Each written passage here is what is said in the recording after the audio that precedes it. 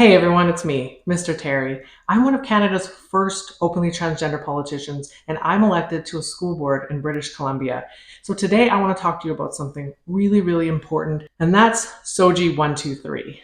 Now, you may have already heard of SOGI 123, or at the very least, you've heard a lot of misinformation about it. So today I want to cover where it came from, what it is, why we have it, and why it's making some people so upset.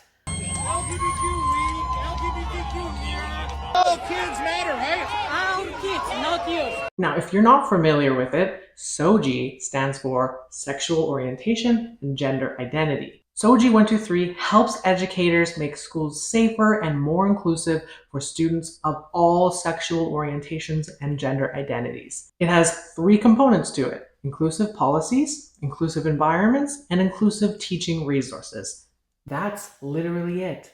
It was developed in 2016 by the ARC Foundation along with many other education partners. It's just one of the many resources available to help teachers make their classrooms safer while upholding the rights and protections that are enshrined in the School Act, the BC Human Rights Code, the rights of the child, and more. Now, if you're wondering, why is this so controversial? You are not alone. The inclusion of queer and trans kids in schools has been made into such a huge issue that even the average parent is starting to wonder what SOGI 123 is all about. Who knew that saying, hey, maybe we shouldn't bully kids for being who they are, would lead to full-blown conspiracy theories? But this isn't just about queer kids. This is about all kids. According to numerous studies, almost every kid in school has witnessed or experienced homophobic bullying, whether they are queer or not. SOGI 123 is about fostering a culture of respect for everyone. The idea that some kids need protecting from some nefarious gay agenda is incredibly ironic to me because, and this may come as a shock to some of you, but queer and trans adults like me were once queer and trans kids. And us queer and trans people have always existed despite having been constantly surrounded by heteronormativity. Now you may be asking me, Terry, what is heteronormativity? Heteronormativity is the idea that everyone is straight and cis automatically until proven otherwise, and that it's the only normal way to exist. We believe that we were created perfectly male and female. And heteronormativity has been rigidly reinforced for decades.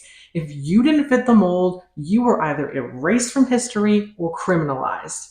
As recently as 1969, you could literally be charged with a crime for being gay in Canada. They say amendments to the criminal code 2 years ago legalized their sexual relations, but did little to alleviate the oppression of homosexuals in everyday life. They chanted slogans such as 2, 4, 6, 8, gay is just as good as straight. So heteronormativity wasn't just enforced socially, it was reinforced legally. And that kind of pressure to conform doesn't just hurt queer kids like me, it hurts everyone. Take it from me. I didn't transition until I was 29 years old because I was way too afraid. And that really messed me up.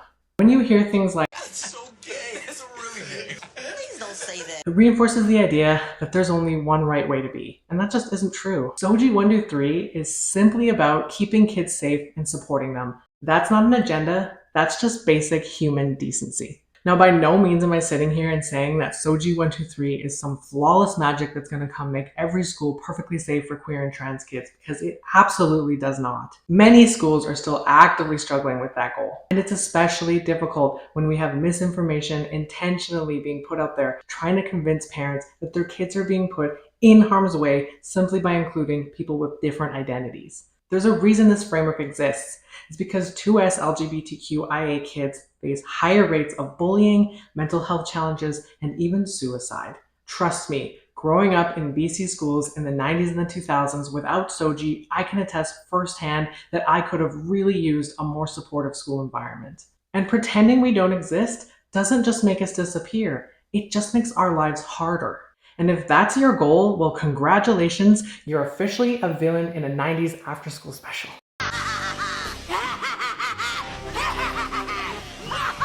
What these small extremist groups are really doing is weaponizing ignorance to maintain control for their way of living. We want to take back control of the school system and make it to decide what is happening in the schools. This strategy is far from new. The Save Our Children forces, led by Anita Bryant. We talk about the danger of the homosexual becoming a role model to our children. The campaign has been vicious. With television commercials, the Save Our Children group is appealing to parental anxieties, saying gays will flaunt their homosexuality before impressionable children. When in doubt, yell, "They're coming for your kids!" And people stop asking whether that's even remotely true and start looking around for the threat. And this tactic is happening all across Canada. In Saskatchewan, Premier Scott Moe's government has introduced policies forcing trans kids to get parental consent before they can change their names and pronouns at school. And Moe knows that this violates students' rights because he's threatened to invoke the notwithstanding clause, which is basically a constitutional loophole that lets governments violate your rights with impunity. Could be the collision of these charter protected rights and other rights. And those rights collide.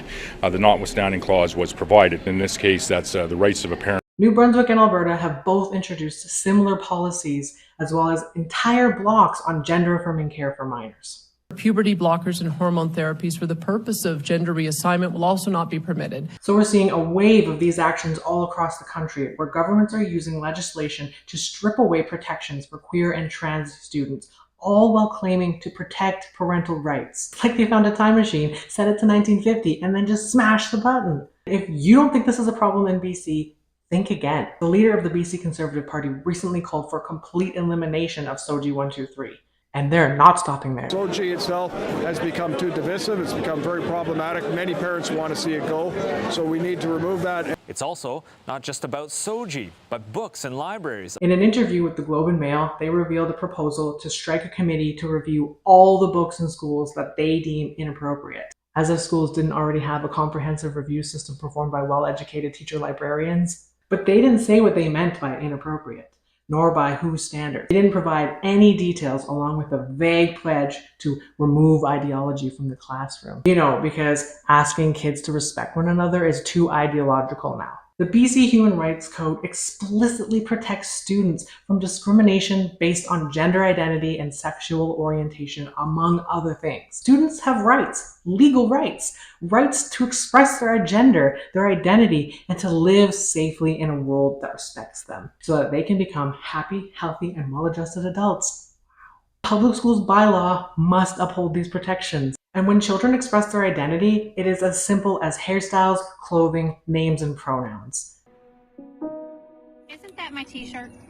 Yes, I'm using it as a dress for sleeping. By 2.5, 3 years old, everything was very feminine. By 3.5, Kai was saying, "You know I'm a girl, Mommy." Putting her in timeout for acting like a girl, putting her in timeout for stealing girl toys. No matter what the consequences, she's persisting in the fact that you should already know she's a girl. And look, we've already seen where this kind of thinking leads. We know that when children are denied the right to express their identity, it leads to devastating consequences. When Kai was about 4 years old, she prayed to go home and be with Jesus and never come back. I had a 4-year-old who would rather go be with Jesus forever than stay here and have to live as a boy one more day.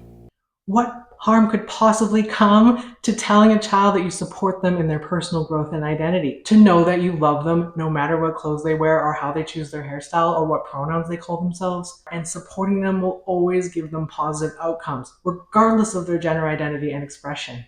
Parents are concerned about the sexualization of their children in this NDP government's education system.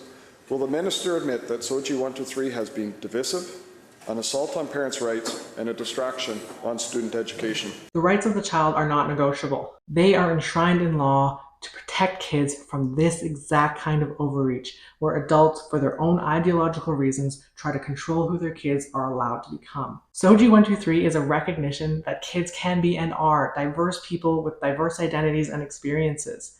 And they have the right to be protected and safe in schools. It's that easy. Queer kids have always existed and will always continue to exist, whether politicians like it or not. Removing it doesn't make queer kids go away. It just makes their lives harder and more dangerous. What would you change about the world if you were president? Let trans people be free and go to the bathroom they want to go to. Are you able to use the girls' bathroom at school? No. And now they just put security guards up for the bathroom security or whatever. Oh, I hate that. Is it sometimes hard to be brave? It's very hard. Sometimes it's very hard.